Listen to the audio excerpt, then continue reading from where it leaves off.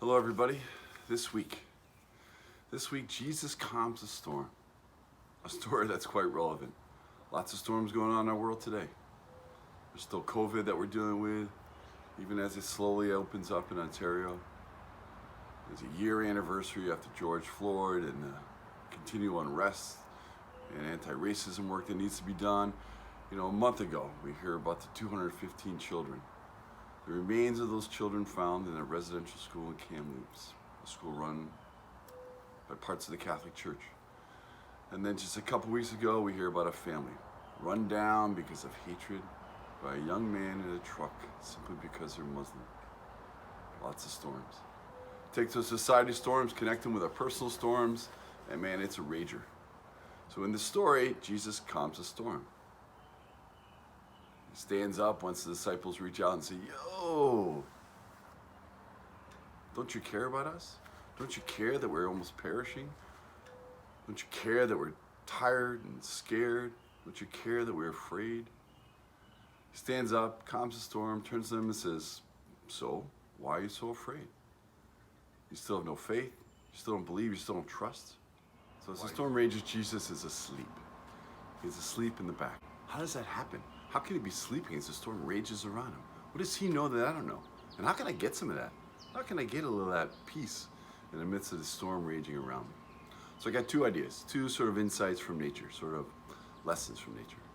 One is to zoom in, and the other is to zoom out or to pull back. The first one is think about the storm. Think about the ocean, the surface, the waves are rolling, the winds are blowing, the rain's coming. And then go down. Go down into the depths. Go down 30, 40, 50 feet below the surface. In your imagination, you're in the middle of the ocean. What do you see? You see calm. You see things as they should be. You see that they're still. Above, surface, sure, it's raging. But here in the depths, it's still. So can I tap into that?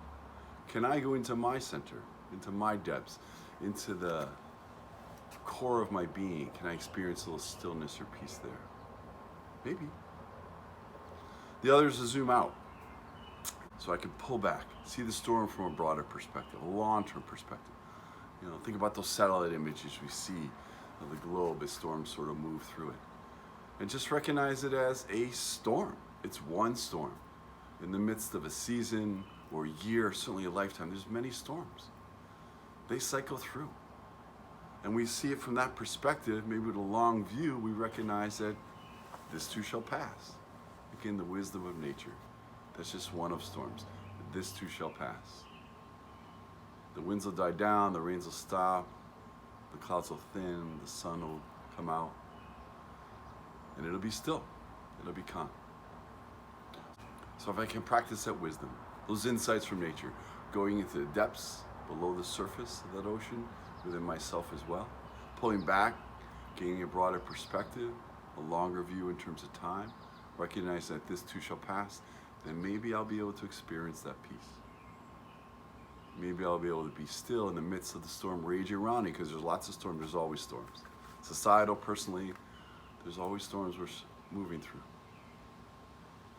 Hope that fits for you. Hope there might be some connections you can make to your life and take some of that wisdom of nature and allow yourself to experience a little bit of peace in the midst of storms as they rage. Have a great week, everybody.